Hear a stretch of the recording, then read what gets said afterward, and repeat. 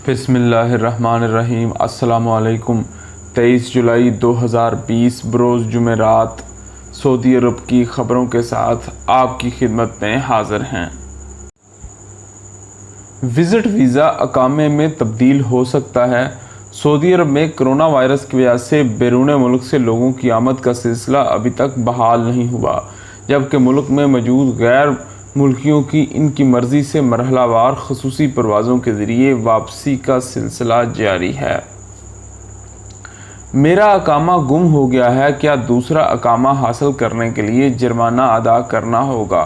Saudi अरब में रहायशी permit के लिए अकामा जारी किया जाता है, जो इस अमर का सबूत है कि आप कानूनी तौर पर मुमलिकत में मुकीम हैं।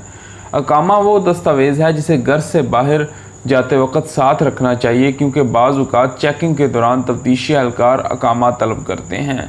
अगर आपके पास अकामा नहीं होगा तो कानूनी खिलाफ वर्जी दर्ज करते हुए डेपोटेशन सेंटर भेज दिया जाता है। अलावा अज़ीं अकामा न होने पर जुर्माना भी किया जाता है।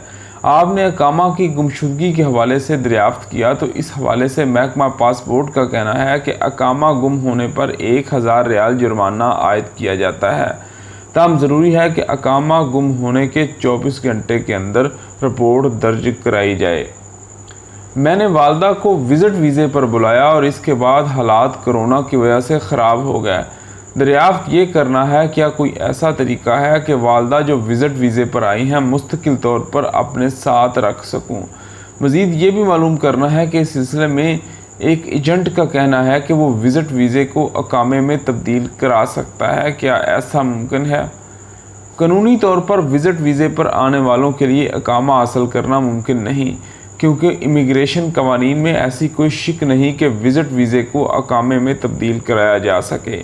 कोरोना की मौजूदा हालात में जबकि फ़ज़ाई सफ़र पर पाबंदी आयद है, इस हवाले से ईवान शाही की जानिब से विज़िट वीज़े पर मुमलिकत में आए हुए ख़ुसूसी रायत दिए हुए वीज़ों की मुद्दत में 3 माह की तोसी करने के अहकामात सादर किए गए हैं, जिन पर अमल दरामद मरहलावार जारी है। इस हवाले से महकमा पासपोर्ट और नेशनल इंफॉर्मेशन सेंटर के इश्तराक से विज़िट वीज़ों की मुद्दत में तोसी कर दी जाएगी, जिसके लिए किसी किस्म की इजाफी फ़ीस भी नहीं ली जा रही। ताहम सऊदी हुकाम का कहना है कि कोरोना वायरस की वजह से मुतल्लिका इदारे हालात का बरीक बीनी से जायज़ा ले रहे हैं।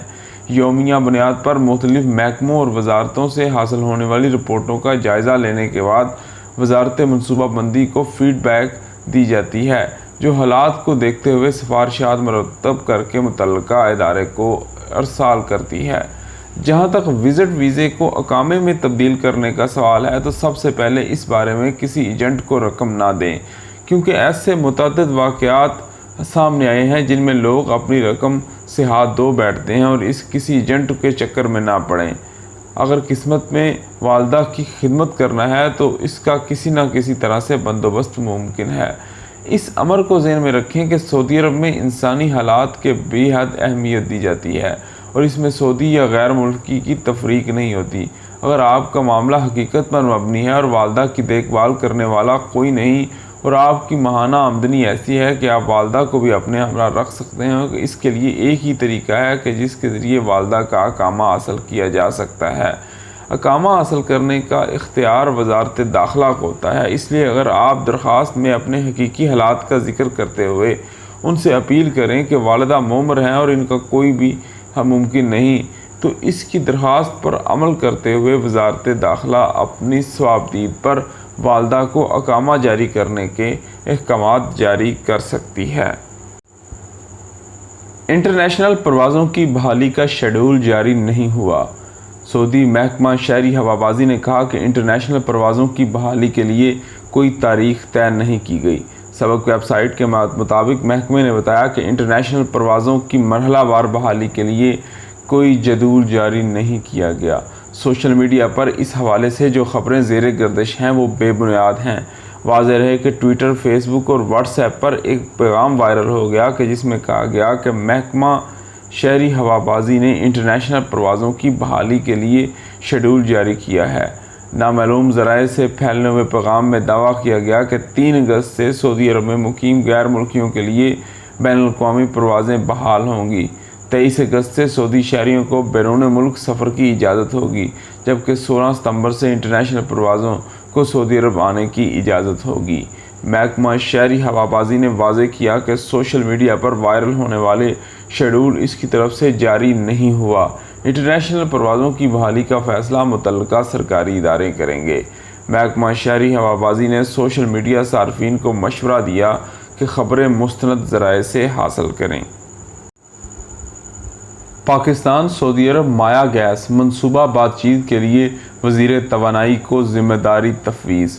سعودی کابینہ نے سعودی عرب اور پاکستان کے درمیان مایا قدرتی گیس منصوبے کے متعلق پاکستانی حکام سے بات چیت کے لیے وزیر توانائی کو ذمہ داری تفویض کی ہے۔ کابینہ کے اجلاس میں وزیر توانائی خود اور ان کے نمائندے اس ضمن میں حتمی مفاہمت کے مشورے پر دستخط کے بعد کابینہ سے منظوری لیں گے۔ خادم حرمین شریفین شاہ سلمان بن عبدالعزیز نے کنگ فیصل اسپیشلسٹ ہسپتال ریاض سے کابینہ کے ویڈیو اجلاس کی صدارت کی۔ سعودی خبر رساں ادارے SPA کے مطابق کابینہ نے سعودی عرب سمیت دنیا بھر میں کرونا وائرس کی وبا سے متعلق رپورٹوں کا جائزہ لیا۔ رپورٹیں مملکت میں کرونا کے مصدقہ کیسز، متاثرین کی صحت نگہداشت، مملکت بھر میں ہسپتالوں، ہیلتھ سینٹروں، اسپیشلسٹ کلینکس کی صورتحال، اعداد و شمار پر مشتمل تھی۔ رپورٹوں سے یہ بات سامنے آئی کہ مملکت میں کرونا سے متاثرین کا پتہ لگانے اور ان کے علاج میں سعودی عرب بین الاقوامی تناسب سے 3 گنا بہتر ہے۔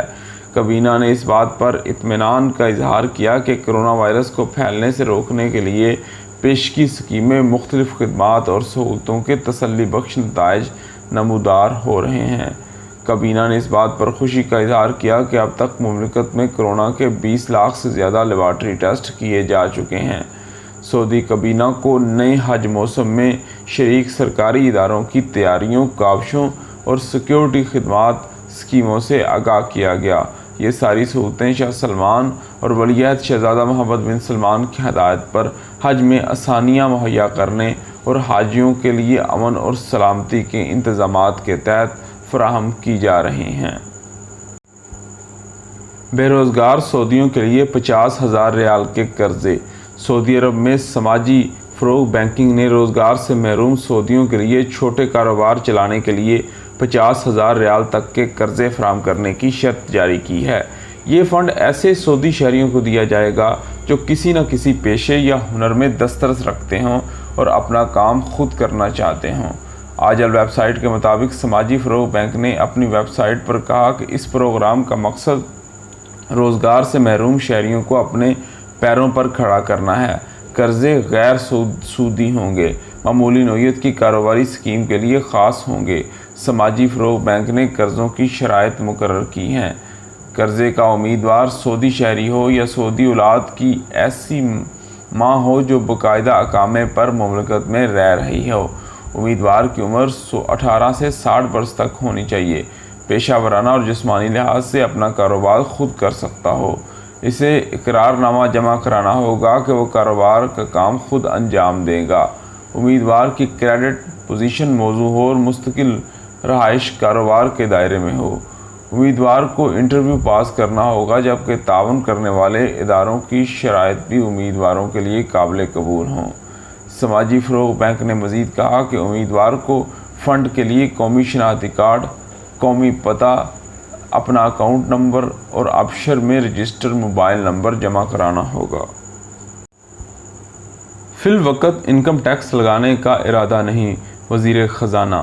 سعودی وزیر خزانہ محمد الجدان نے بدھ کو نئے کرونا وائرس سے پیدا ہونے والی صورتحال اور اس سے نمٹنے کی حکمت عملی کے حوالے سے گردش کرنے والے کئی اہم سوالات کے جواب دیے۔ آجل ویب سائٹ کے مطابق الجدان نے بتایا کہ وزارت خزانہ سعودی معیشت کی ضرورتوں کا ہر پہلو سے جائزہ لے رہی ہے۔ وبا سے پیدا شدہ مسائل سے نکلنے کے لیے مطلوبہ تعاون دیا جائے گا۔ وزیر خزانہ نے کہا کہ سعودی عرب میں انکم ٹیکس لگانے کا فی الوقت کوئی ارادہ نہیں، اس کی تیاری میں خاصا وقت لگتا ہے۔